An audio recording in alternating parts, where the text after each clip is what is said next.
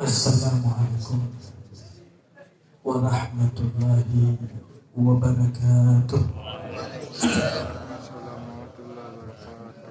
Bismillahirrahmanirrahim. Alhamdulillahi rabbil alamin. Wassalatu wassalamu ala asyrafil anbiya'i wal mursalin.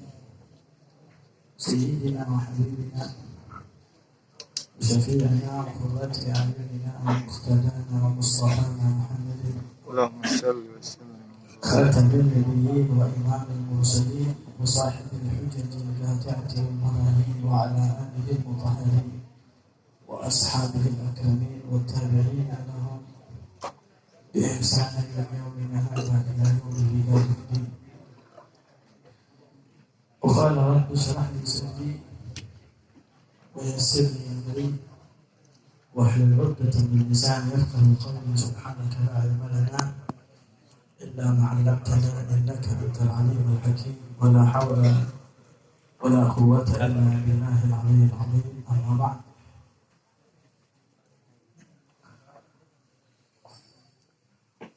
Yang saya hormati para habaib, para kiai, para tokoh masyarakat, para asatid.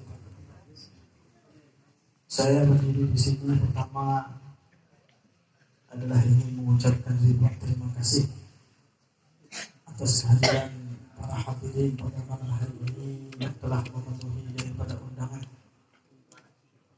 40 hari wafatnya Al-Habib Abdullah bin Umar Al-Haddad.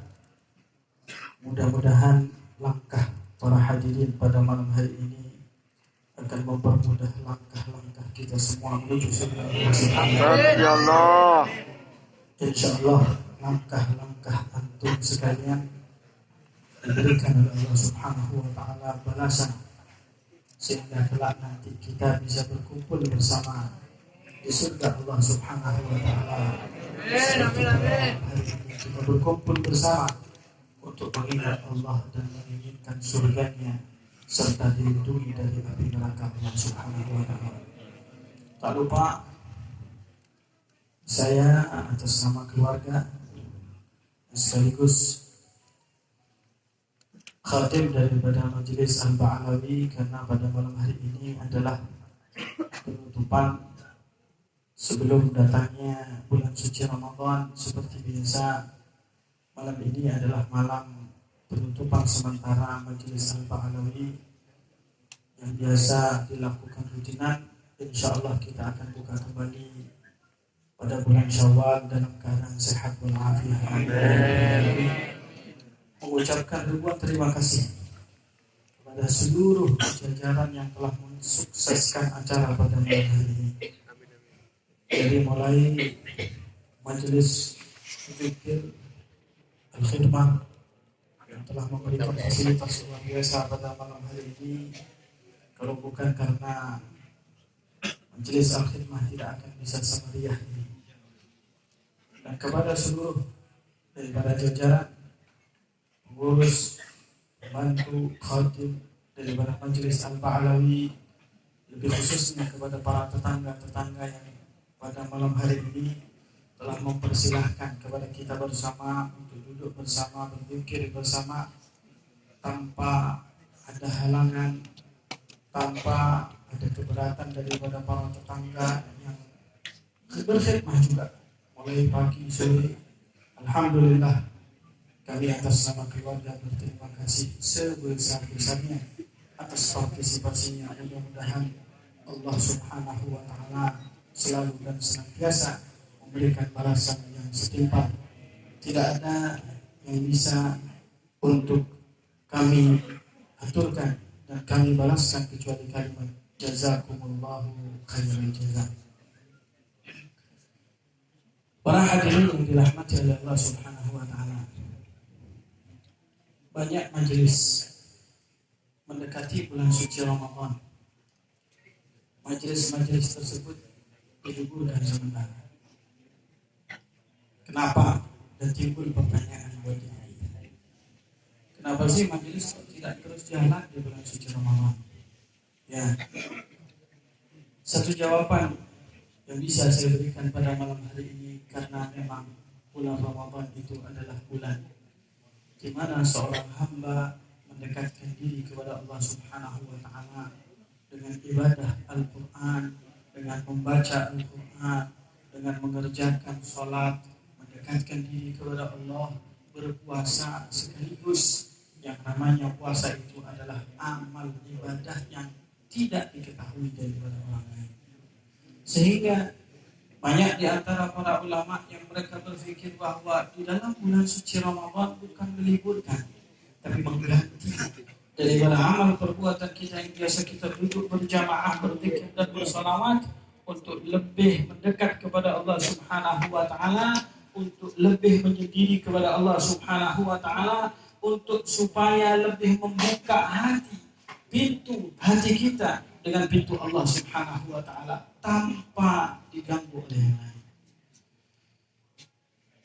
Dan ini adalah salah satu bentuk daripada apa yang telah difirmankan oleh Allah, wa man yu'azzim sya'airallah fa innaha min taqwal qulub.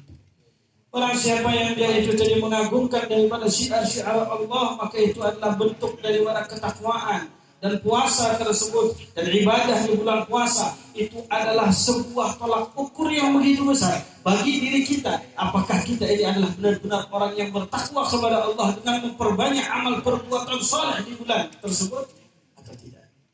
Ya, bagaimana pandangan kita terhadap bulan suci Ramadan? Apakah banyak di antara diri kita yang menganggap bahwa bulan suci Ramadan ini akan datang dan cuma akan berlalu begitu saja, dan kita akan berjumpa kembali dalam bulan suci Ramadan yang akan datang? Hati-hati. Berapa banyak orang-orang yang tahun kemarin mereka masih bisa berpuasa, tahun ini mereka tidak diberikan kesempatan untuk berpuasa. Kalaupun mereka di dalam kuburnya ditanya, apa yang kamu inginkan? Kalau kamu dibangkitkan oleh Allah Subhanahu wa taala dari kuburan kamu, mereka akan menjawab, izinkan aku untuk berpuasa di bulan Ramadan walaupun satu hari. Jangan sampai kita itu menjadi hamba-hamba Allah Subhanahu wa taala yang tidak bisa memanfaatkan kesempatan. Tidak. Kita hidup di atas muka bumi ini bukan tujuan yang lain. Bukan ada sesuatu yang mendorong kita kecuali satu. Wa ma khalaqtul jinna wal insa illa liya'budun.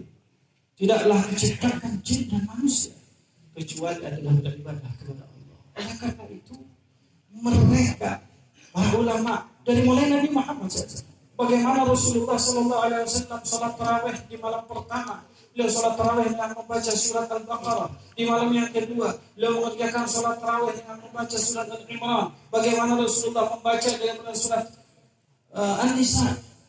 Rasulullah SAW sampai malam beliau juga mengerjakan daripada salat tarawih, hanya untuk menambah daripada amal perbuatan saleh di bulan suci. Jangan justru kita libur acara majelis saling libur, kita begadang, gaplean. Kalau sudah bulan suci Ramadan, sudah habis buka tarawih, innalillahi wa inna ilaihi raji'un, sudah tarawihnya 8 atau terkadang orang tarawihnya 20, secepat kilat seperti kereta api begitu, cepat sekali, kemudian setelah itu sudah waktunya gaplean. Tidak. Bukan itu. Allah Subhanahu wa taala menyiapkan daripada bulan suci Ramadan. Bulan suci Ramadan Allah melipat gandakan daripada amal perbuatan. Saya teringat, dan mungkin ini saya pernah ceritakan, Al-Habib Abdullah bin Husain bin Tahir rahimahullah. Beliau itu kalau sudah datang bulan suci Ramadan dikumpulkan seluruh daripada keluarganya. Dari mulai cucunya, anaknya sampai istrinya dikumpulkan jadi satu oleh Al-Habib Abdullah bin Husain bin Tahir. Kemudian ditanya satu persatu, apa amalan kamu setiap hari? Berapa kali kamu membaca daripada Al-Quran? Berapa juz yang kamu baca dalam satu hari? Kemudian ditanya bagaimana dengan sholat sunnah kamu? Bagaimana dengan wiridan kamu? Bagaimana dengan baca? Satu persatu anaknya, istrinya, semuanya ditanya.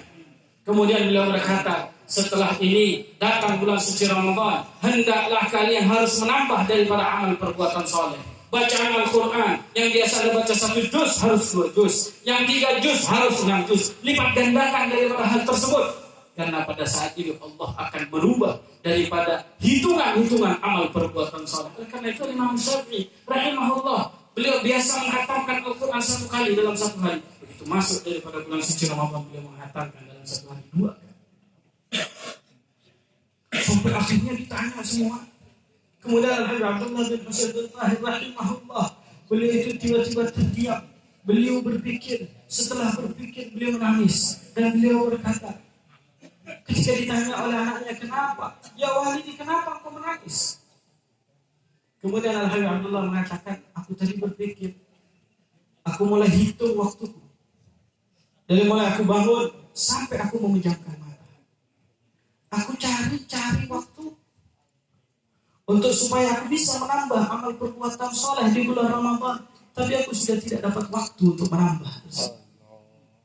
Waktuku semuanya full.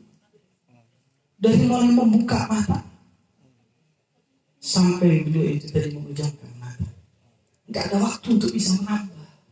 Aku berharap mungkin kalau bisa, wahai anak-anakku, adakah di antara kalian yang mau menjual waktunya kepadaku untuk aku bisa beramal soleh dan memperbanyak daripada amal soleh di bulan suci Ramadan. Makanya muridnya Al-Habib Ali mengatakan, wallahi, kata Habib Ali, kalau seandainya malaikat pencatat amal perbuatan soleh mencatat daripada amal Abdullah bin Husain bin Tahir, mereka tidak akan mampu karena begitu banyak. Dan kita semuanya juga punya catatan. Iqra kitabaka kana kafa bi nafsika al-yawma 'alaika hasib. Kita kata Allah, baca ini. Nanti di hari kiamat baca ini. Ini kitab kamu. Semuanya ada. Ma'ali hadzal kitab la yughadiru saghiratan wala kabiratan illa ahsaha wa wajadu ma 'amilu hadira wa la yadrimu rabbuka ahada. Baca kitab ini, kecil apapun semuanya tertulis di dalam kitab tersebut. Kitab amal perbuatan kita semuanya tertulis. Saghiratan wala kabiratan illa ahsaha, kecil besar semuanya tertulis. Dan Allah tidak menzalimi siapa. Oleh karena itu ikhwan rahimakumullah, jangan ada dalam diri kita ada sebuah perasaan, gampang tahun depan kita masih bisa berpuasa.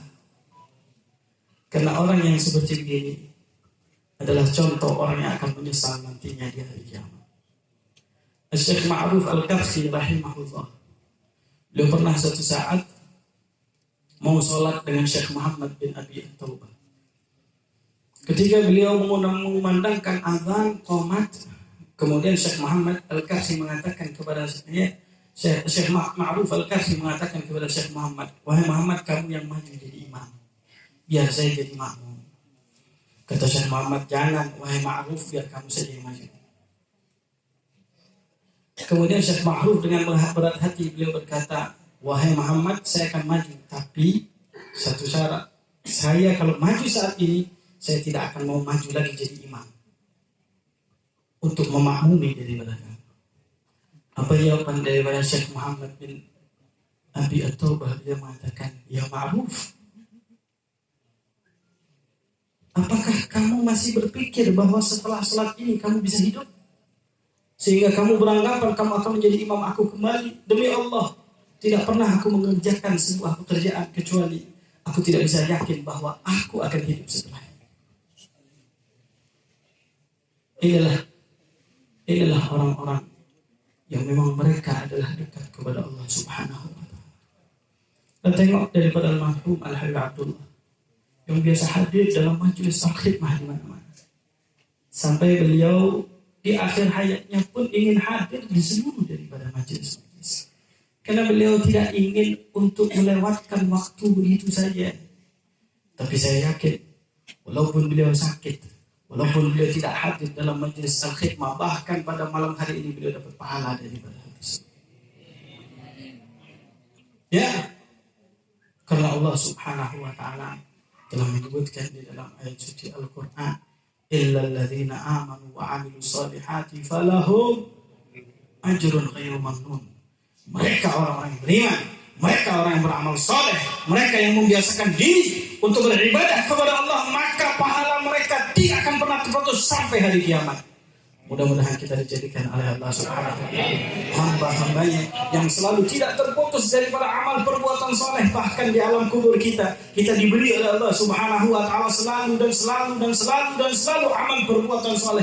Ketahuilah wahai para hadirin, kalaupun kita nanti masuk ke dalam surga, pasti kita pun akan mengingat daripada masa ini, dan kita menginginkan untuk hadir dalam masa ini. Karena nanti di hari kiamat, ketika kita berada di surga, tidak ada zaman yang akan diingat oleh mereka orang yang di dalam surga, kecuali zaman di mana mereka duduk bersama mengingat Allah Subhanahu wa taala. Mudah-mudahan Allah memberikan taufik, memberikan hidayah, sehingga datang daripada bulan suci Ramadan kita menjadi hamba-hamba Allah yang bukan hanya panas-panas di awalnya saja. Di awal Ramadan baca Al-Quran 10 juz, 20 juz, hari kedua berkurang, pertengahan daripada Ramadan mereka sudah tidak membaca Al-Quran, dan itulah yang terjadi di tempat kita. Mudah-mudahan Allah selalu memberikan daripada hidayah, sehingga sampai detik akhir daripada bulan Ramadan kita mendapatkan maghfirah dan rahmat dari Allah Subhanahu wa taala. Saya kira ini yang bisa saya sampaikan. Kurang lebihnya mohon maaf, karena sebentar lagi juga ada sedikit daripada ceramah kemarin. Ini yang bisa saya sampaikan. Kurang lebihnya mohon maaf. Billahi taufiq wal hidayah wal inayah. Innahu ala ma yasha'u qadir. Wabil ijabati jadir. Wallahu a'lam.